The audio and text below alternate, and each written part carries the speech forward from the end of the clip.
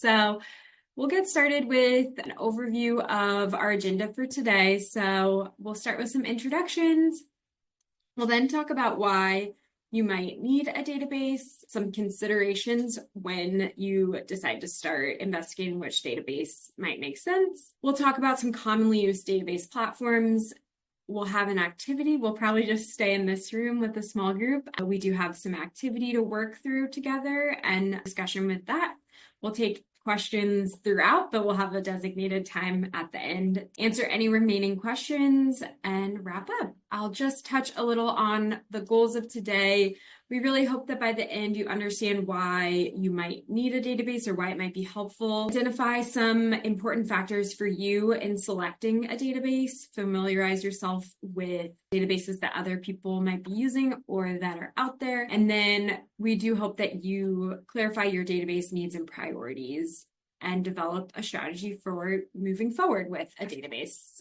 So, we'll do some quick introductions. My name is Montana. I use she, her pronouns. Erica and I are both from Cardea. Hi everyone, I'm Erica. I use she, her pronouns. I'm based in Oakland, and I've been at Cardea, it's either 4 or 5 years. So I will start us off with a little bit of background before we get to some meatier content. So I guess an initial question you might ask yourself is, why do we need a database platform? And there's so many answers to this. We've just captured a couple here and some that kind of jumped out to us, but I think this is a very specific question, or the answers to this are very specific to your organization. So as we talk through some of these, maybe thinking about what this might look like for you or your organization.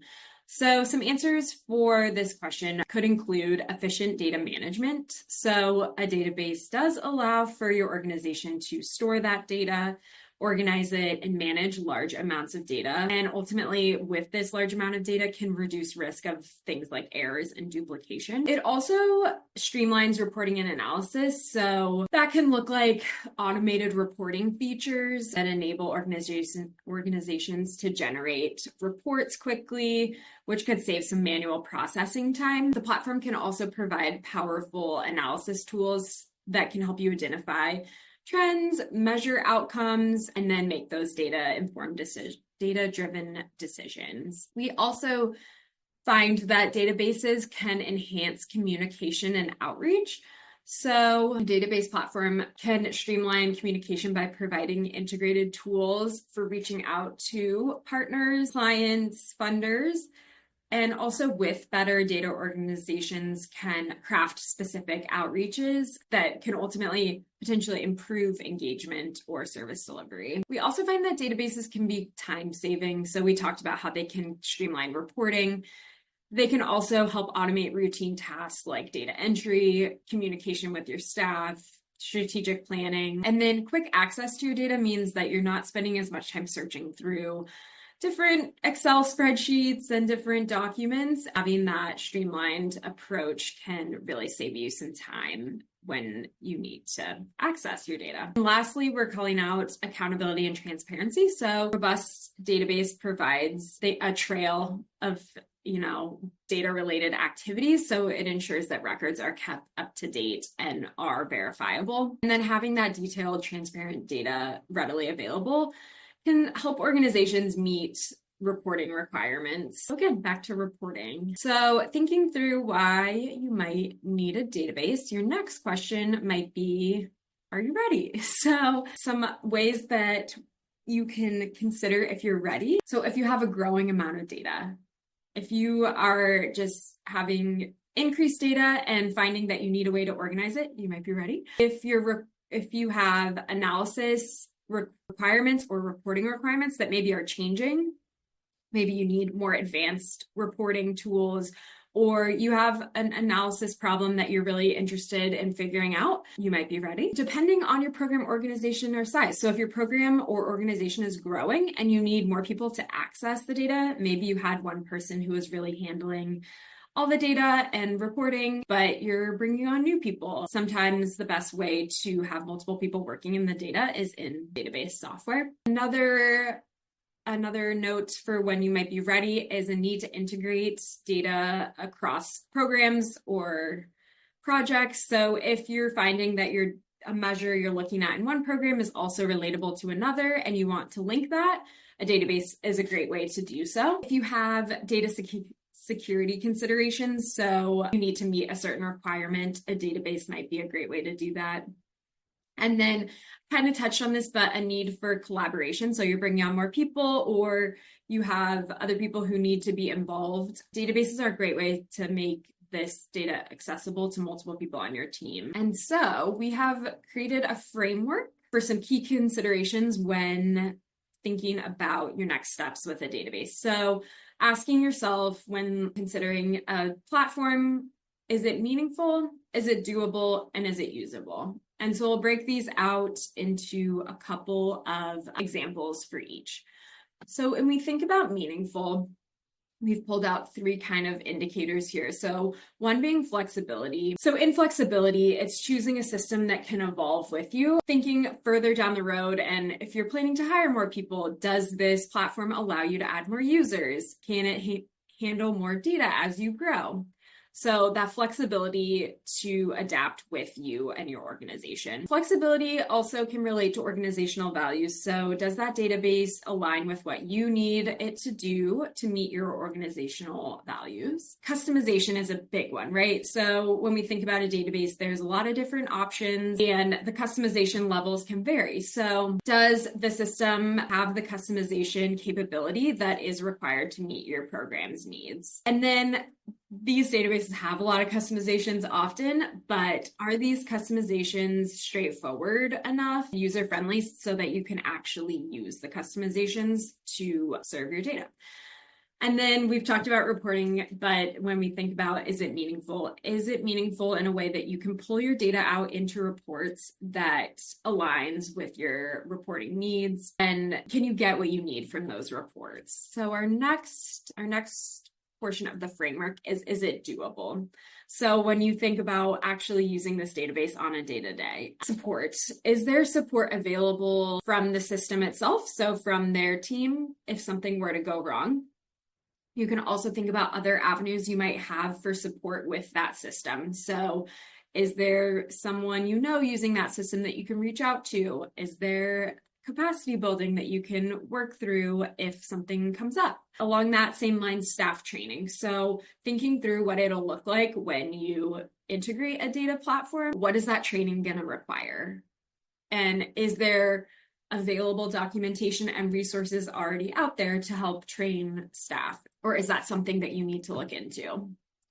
And then last kind of indicator under is it doable is the cost. So this is a big one. These systems can be quite expensive. There's costs to consider like licensing, implementation, training, and then that maintenance. So just ensuring that the system you decide on does align with your budget and thinking through what those costs might be down the road as you move on with your system. And then finally, you have an idea of what you want, but is it usable? Are you going to be able to use it on a day-to-day basis? So considering the ease of use, when you bring multiple people from your team into that system, is it accessible and user-friendly for people of potentially varying skill level, technical skill levels? And then there's so many trainings out there for these specific systems, but when you first enter into the system, is it easy to navigate? Can you figure out where additional features are without digging too hard? So just a general ease of use is important to consider. And then the performance. You can't use the system if it's crashing all the time.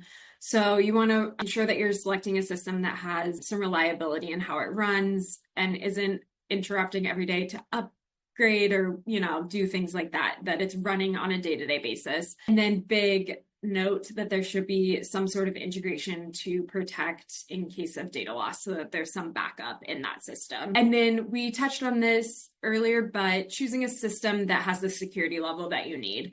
So based on, the type of data you are collecting. So we've called out some common ones here, but just making sure that it aligns with your level of security needs. Okay, I will pass over to Erica to talk about some commonly used platforms. Thanks, Montana. So in this section, we're going to discuss a couple of commonly used database systems. And then we also want to preface this discussion by stating that these are just a few examples of the databases that are out there and that we're not endorsing any particular database. Yeah.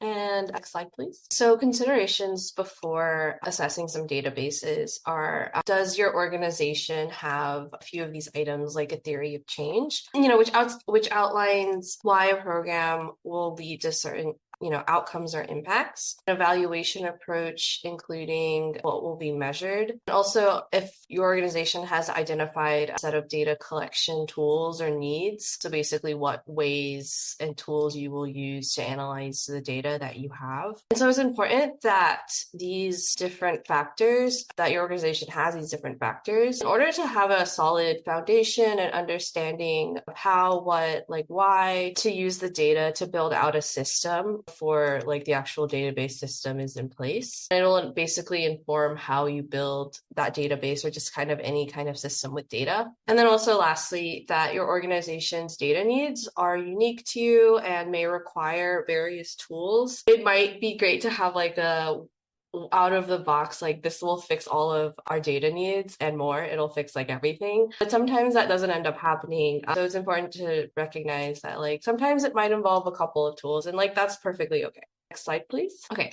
So before moving on to database systems, I want to quick, shout out to Excel and Google Drive, noting that they are quite cost-effective options. They are user-friendly and intuitive, and they're really great for small to moderate amounts of data. And I think where Excel and Google Drive really do really well is their collaboration. So Google Drive just in and of itself just has this collaboration capabilities, and then with Excel, it's their online online Microsoft suite, so SharePoint, being able to collaborate and work on something all at one time. And it's really great for moderate to advanced reporting capabilities. And I want to share out a couple of those examples. Next slide, please. So the next two examples are dashboard examples built out by Shelly Engelman. I went to a training of hers a few years ago. And basically, this is like very much all you can create in Excel. To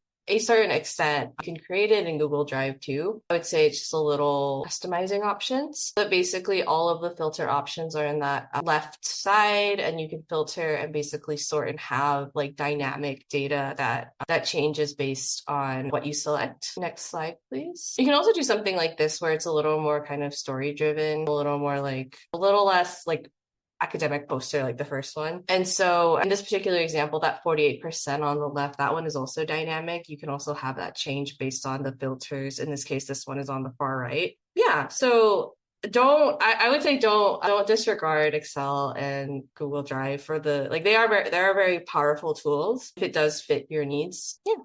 So next slide, please. So going back to those three guiding questions that Tana mentioned earlier, is it meaningful? We want to talk about the customization and the reporting for this particular question. And what we want to answer for customization is basically, can that data system be customized to my organization's unique needs? Can the reporting basically do all of the specific granular activities that I need it to do? Will it be able to get all those details, whether it's like external reporting requirements or something that we want to look at internally? It's just like, will it be able to capture that information and display it in the way that we want to? Next slide, please. Okay, so the next following slides in this section will all be like this sort of matrix. And so let me explain the matrix really quick because I know it's a lot of information. But basically it has those factors we're talking about on the left-hand side, and then across the top, there are 5 examples of some database programs. And these are just a couple examples. It's not exhaustive. So at the top, you have a couple of database systems. I would say the traditional database systems that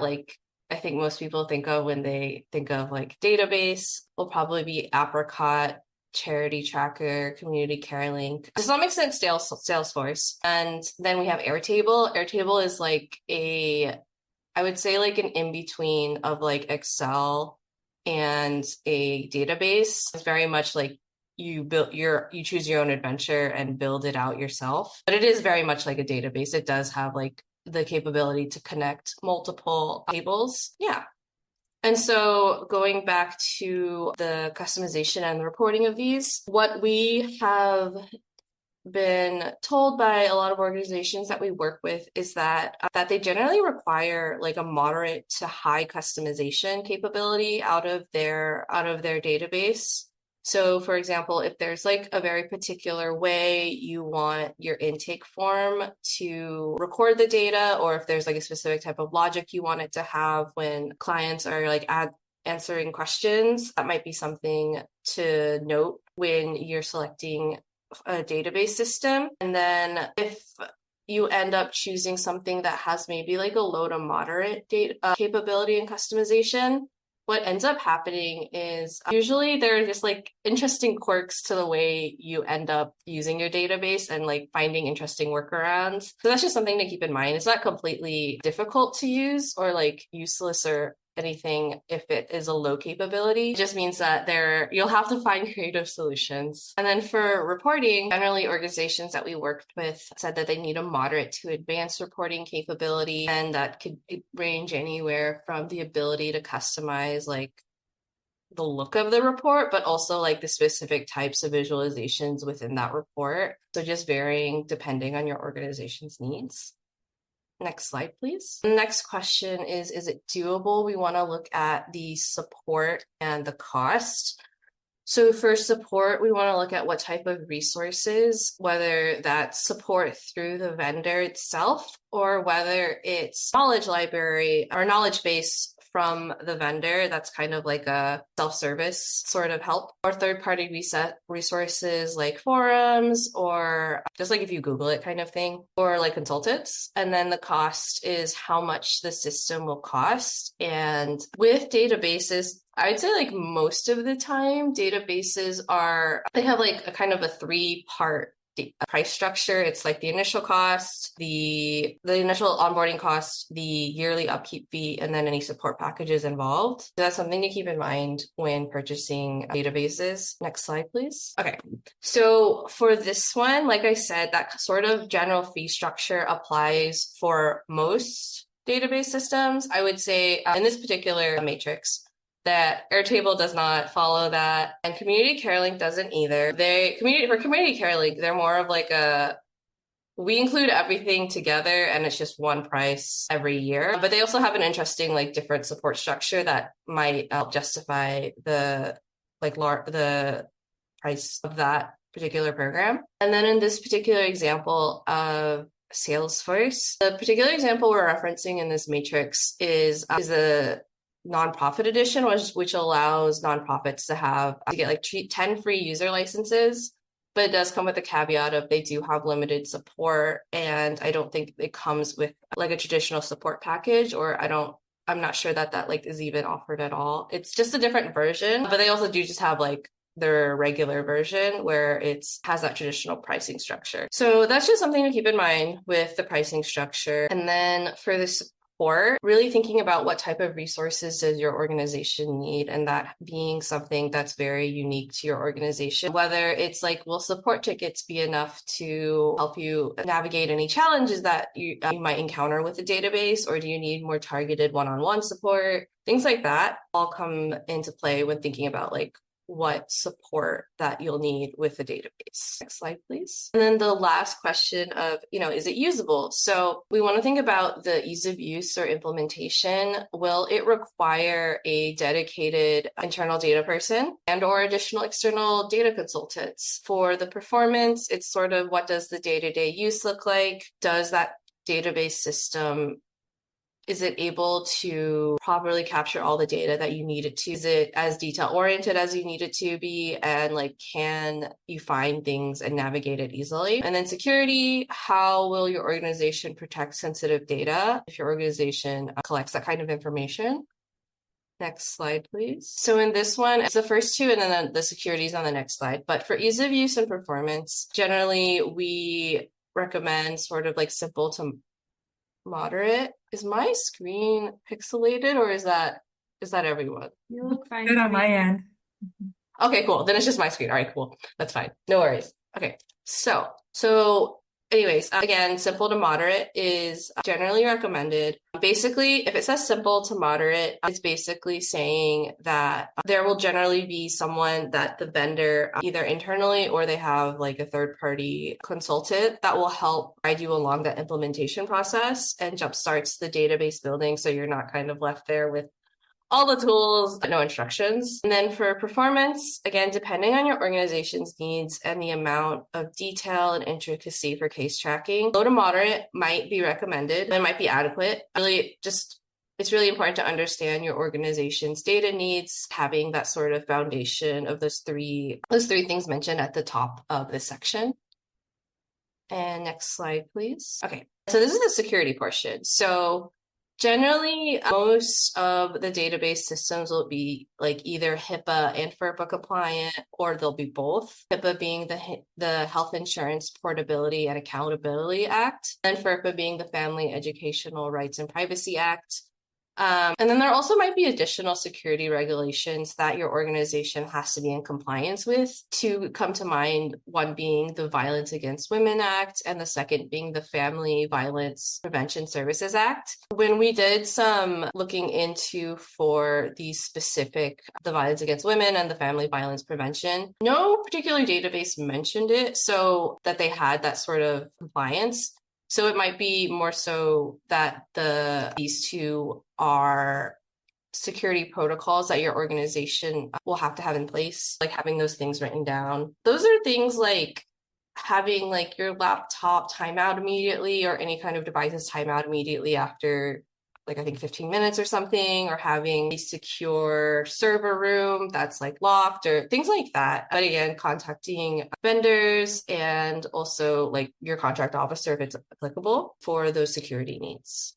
Next slide, please. Okay, so for this, we are going to talk about setting up a software consultation. Once you have set your sights on like, oh, these are a couple of like really, these database systems like look good, and these are the ones that we want to get some more information on. Next slide, please. So this is the general sort of timeline of what the vendor outlook or vendor outreach looks like. So once you've established your priorities, your budget, and your timeline, reaching out to those sales representatives for a consultation. And then once you've decided on one, vendor will reach out following the meeting, and then terms and discussions and contract signing will occur, and then the onboarding begins. Onboarding can vary and can be, upwards of like a month or two, depending on a number of factors. And so it's important to be realistic about the timelines. It could take 1 to 2 years on the longer end if funding doesn't exist yet. And then we also highly recommend requesting demos from those vendors as well to show like sort of like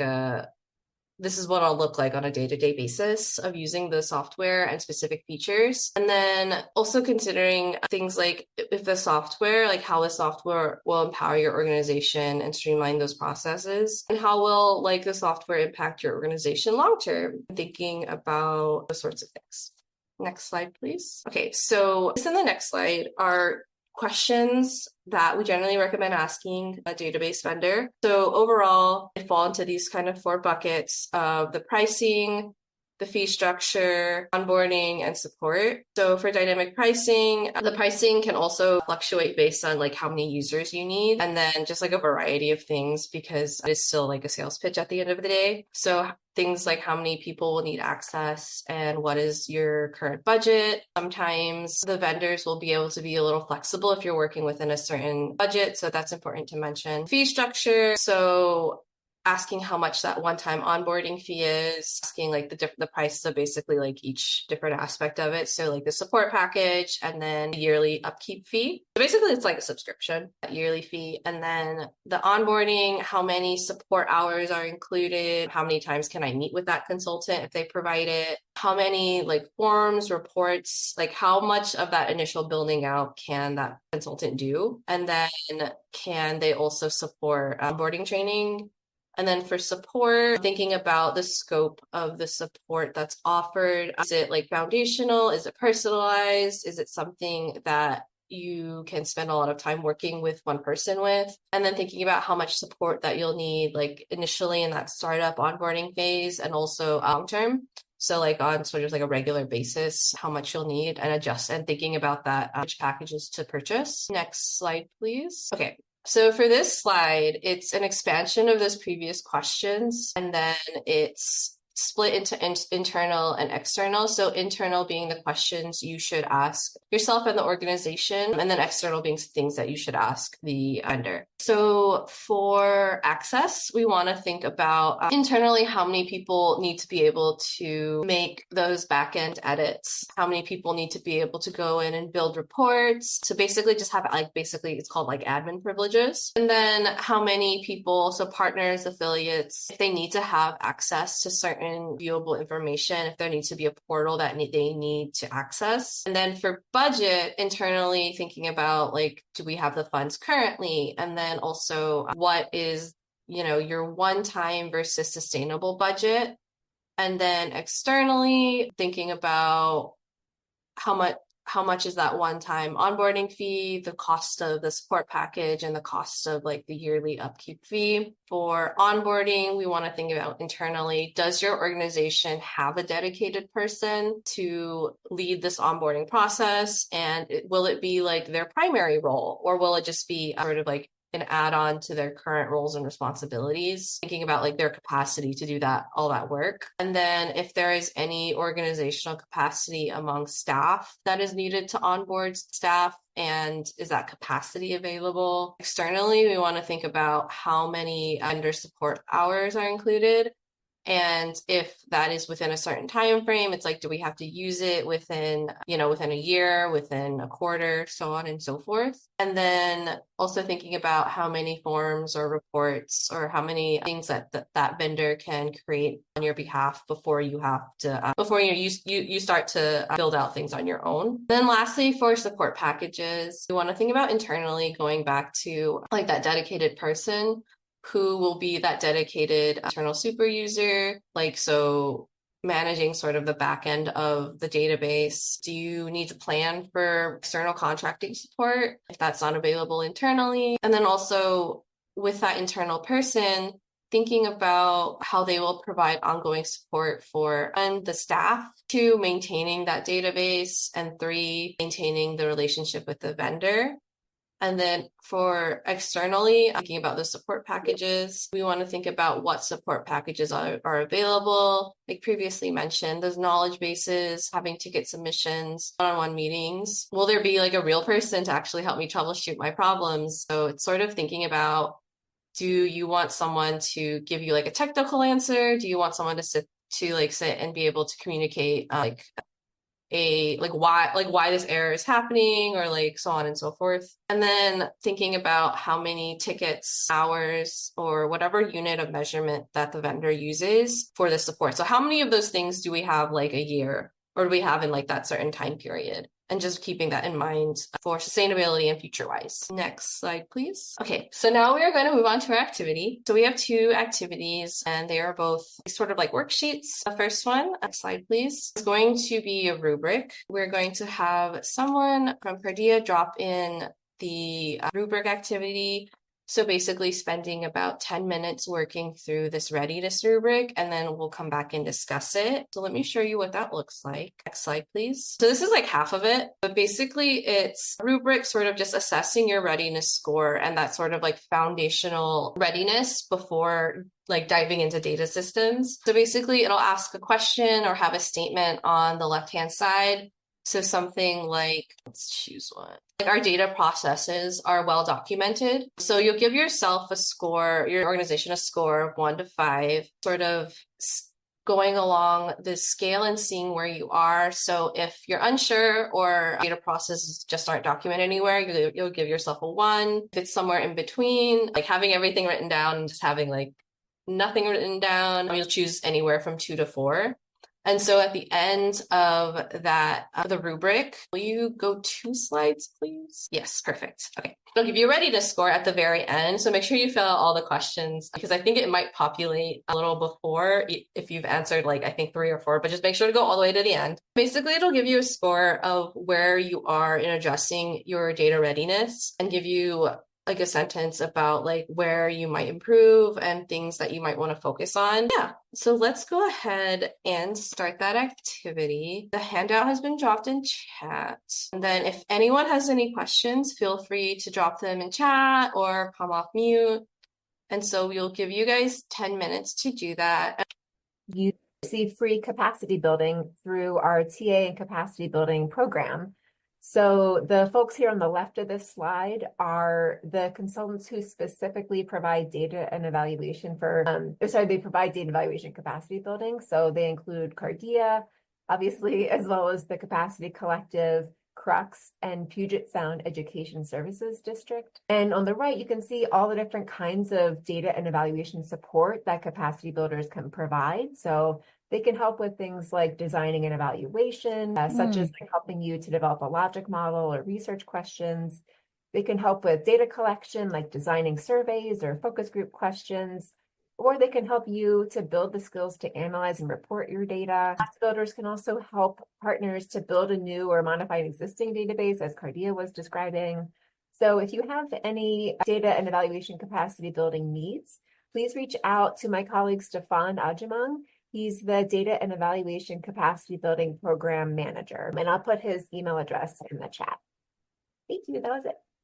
Thank you. And then finally, we just have an evaluation survey link. If you wouldn't mind filling it out, we would really appreciate it. We enjoy the feedback and are interested to learn how we can make these more useful. And I believe that's it.